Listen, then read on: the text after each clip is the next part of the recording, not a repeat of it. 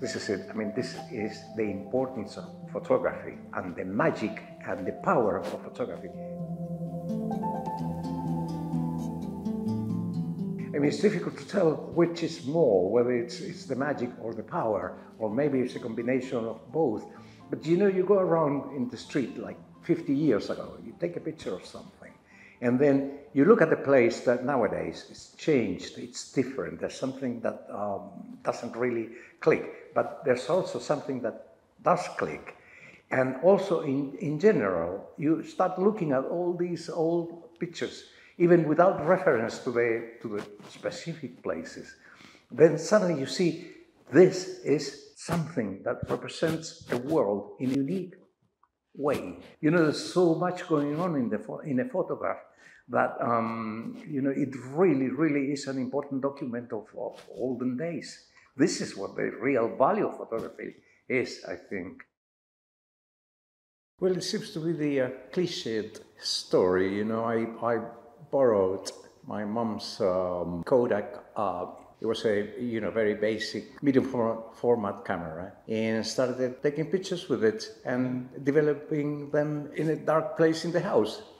And from there on, I gradually got fascinated by the process, and particularly with the cameras, because I loved how the mechanics worked, and they were so simple in a way, but at the same time they could produce all these results. From there on, I never stopped, really, because my academic background is got nothing to do with photography or that sort of technology. When I came to Hull, I came to study to do a higher degree in Spanish literature, but then at the same time, I started taking photographs early in Valdivia, my hometown. And then when we spent some time in Buenos Aires after the coup d'etat in Chile, that was in 1973, the first thing I did there was to buy a second-hand camera and started taking pictures there. And then when I came here, there wasn't anything else I wanted to do. I did my degree decently, but at the same time, I was just going around in Hull. I lived in the street practically, despite the wind and the cold. And so I take lots of pictures, really. In Buenos Aires, I got a job as a photographer's assistant. And he was a commercial photographer. He was doing product and industrial, photographing industrial sites. So he never paid me, and he just fed me, I can remember. It was difficult in Buenos Aires, really. We had a hard time there. But, with this photographer, I got on well. I started getting more familiar with the more technical processes of photography, because we used large and medium format cameras, and helped him in the studio, on location, and particularly in the darkroom, where I learned properly techniques of developing and printing. Julio Cortázar, the Argentine writer, was very popular amongst my friends, because we were studying Spanish literature there at the university, the local university. And Cortázar was kind of an idol amongst the people at the university. And he wrote a short story around the idea of spider webs that float in the air in spring, are they really what we think they are, or are they something different? And in Spanish, you call spider webs that are floating in the air, gossamers, you call them the threads of the Virgin. And Cortázar thought, are these really the threads of the Virgin, or are they the dribble of the devil? So that thought led him to write this short story, which is based in Paris, where a Chilean photographer is photographing a couple, and then takes the pictures, and then realizes, when he's developing the film and printing it, that reality is not as we think it to be, but it might be something more disquieting. And the photographs are the medium that actually reveal that. So that presides over my photography, really, because for me, taking the photograph is really important in some sense, but the really important moment of revelation is when you look at the print, and start finding things that you never thought of when you took the picture. My first memory of it is coming to the station, and the train sort of getting into a station, and I say to Carmen, my partner, "This is it, we're in Holland." And she looks out the window and she thinks, "This must not be it. We are just changing trains." And well, it was here, and we had to stay. And my main problem was the cold, because it was windy all the time. And I really suffered with the cold. But on the other hand, it was warm, because people were very nice. There was something kind of chummy about it, you know.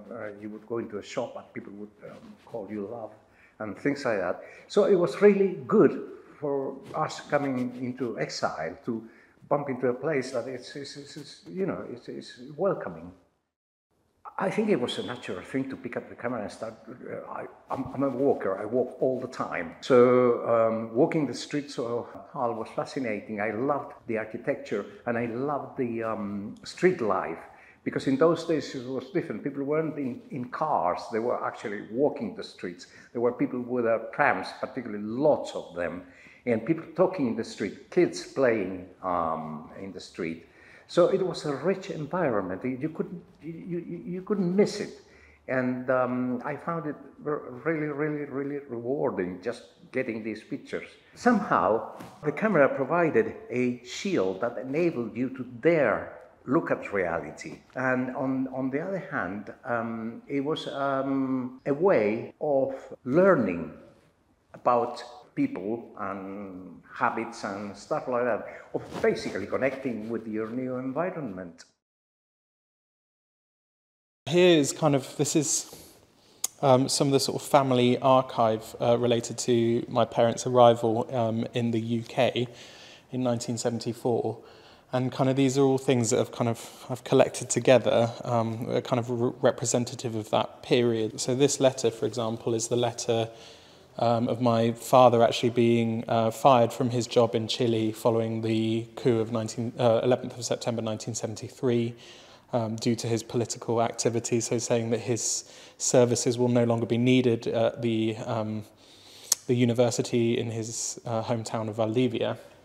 And then basically my parents from there, after my dad had been a political prisoner, arrived in Santiago, and some of the sort of photos, for example, my mum has made these beautiful relics of these family albums, and one of the things I've always found quite interesting is they're a mix of their life and family in Chile, and then some of their photos of them in the UK as well. So, for example, some photos here of my mum and dad in Santiago, and they're actually, what these photos conceal slightly is that they're actually in hiding in Santiago at the time. And so these are the authorship of my mother. And the other thing is, when she came to the UK, she didn't really speak much English. She did English classes and made these scrapbooks where they wrote about their time in Hull when they first arrived. And so there's this book of how to spend your summertime in Hull, and then maps of the area hand drawn by my mum with writing on the things that they did. And what I love is the sort of corrections to some of the English language stuff.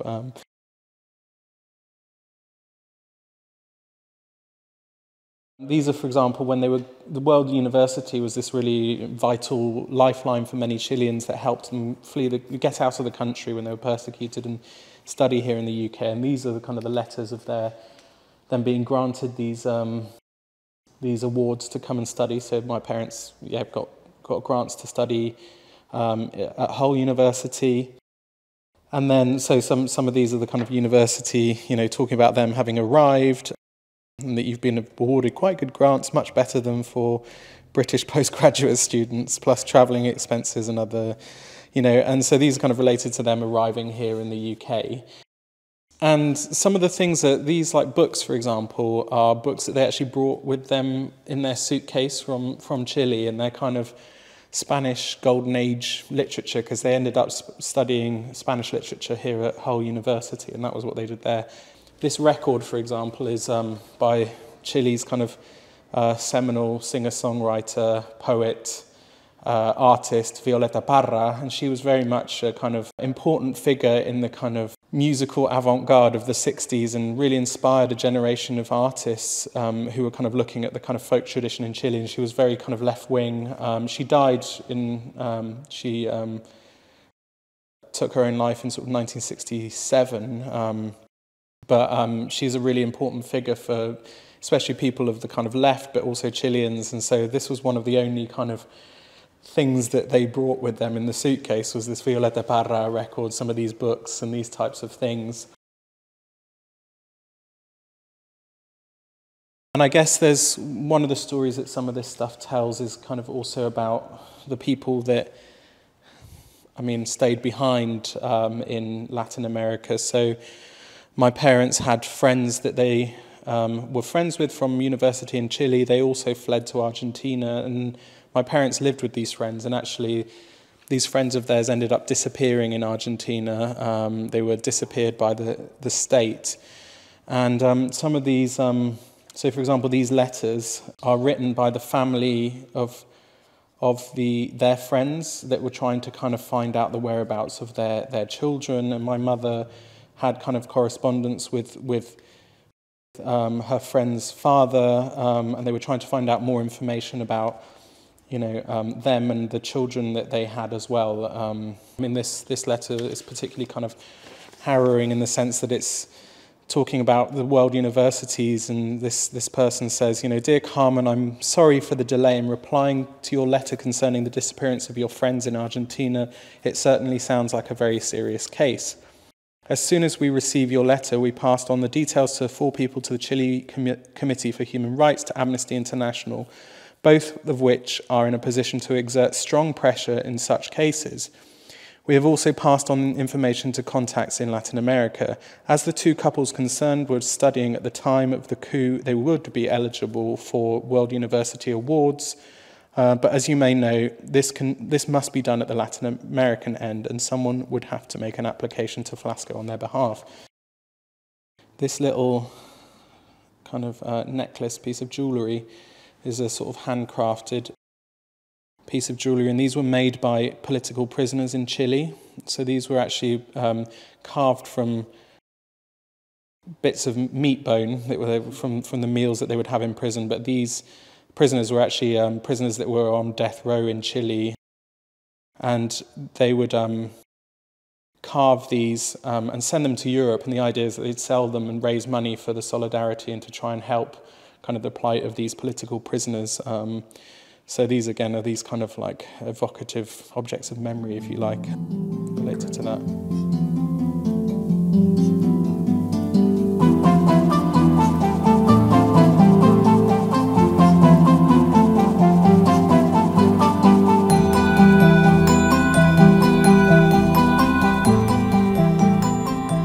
When I was young, I remember, and I've talked about this quite a lot actually with different people that have sort of asked me questions about what it's like to be this kind of next generation of Chilean exiles, if you like, because I sort of still broadly kind of consider myself in that category, because, you know, I had a country taken away from me as well, because I never grew up in Chile, but it was always kind of present there. And I think kind of photographs are a really important way to kind of connect with that history. And I remember when I was really young, it was around the time of the 50th anniversary of the VE Day celebrations, and I thought, in my kind of young head, I thought, I would have loved to have a grandparent that was in the war and could share these stories with me, because other friends at school, had grandparents that had these war stories. And then I kind of got to a period, I mean, the first thing to say is that war's just a kind of horrible thing, but then I kind of had this moment where I realised actually my parents went through their own kind of war in a sense, and their own kind of story of persecution. And actually those kind of, it was something that was always really present in conversations, but when you start to understand more, like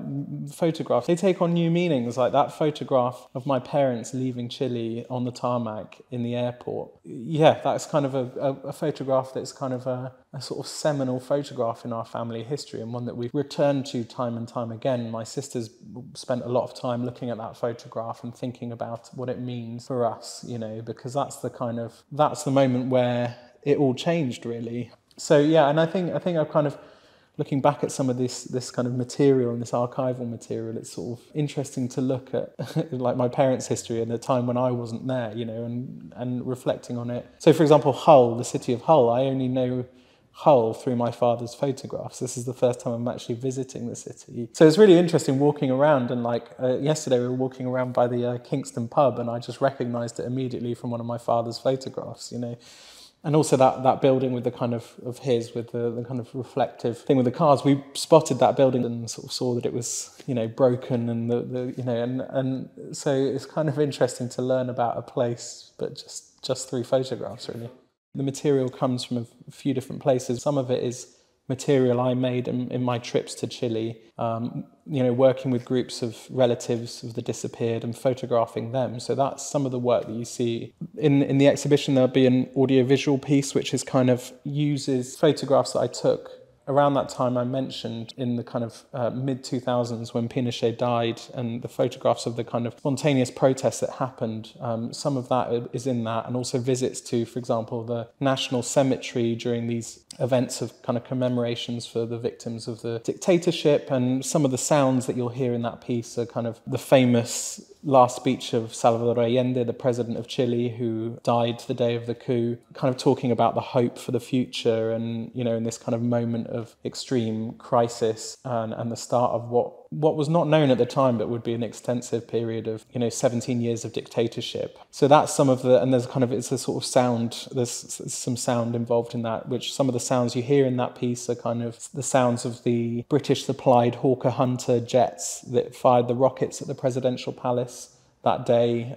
One of the things that I used to kind of frame this is this idea by Cortázar, and he wrote this seminal book called Rayuela, which translates as hopscotch. And the idea with this book is that the reader kind of jumps between chapters, and his book is kind of broadly conceived of in these two geographic locations, which are, he calls the part from here and the part from there. And so one is Argentina, the other's Paris. And the idea is that the reader can kind of jump between these spaces. And I thought that was very kind of an interesting way to think about these questions about identity when it comes to the stories that, you know, refugees have, or immigrants and exiles have, is that, you know, your kind of cultural memory doesn't belong necessarily in one place. It's kind of this mix mash of both temporalities and also geographic spaces. So, I mean, I had an idea of a country of Chile in my head, in my imaginary, really. And so some of that, you know, the work of going back to, I say going back, but I was born in the UK, but going to Chile and finding out what that country was like for myself. So yeah, that's the idea, is that you know, that it's not a linear chronology, that people can kind of dip in at different points to explore some of these different geographic and also temporal spaces a little bit, I think.